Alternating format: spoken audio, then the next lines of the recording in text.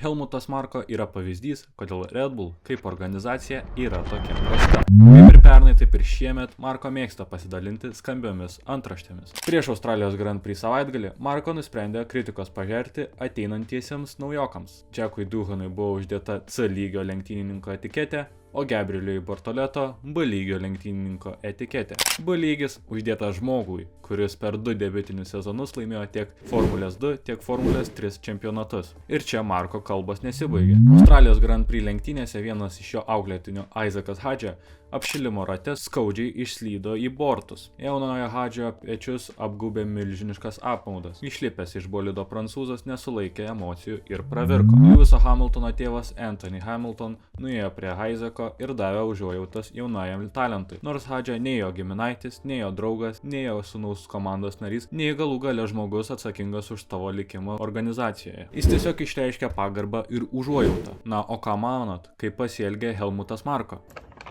What's this, you fucking piece of shit? What's this? Huh? What's this, motherfucker?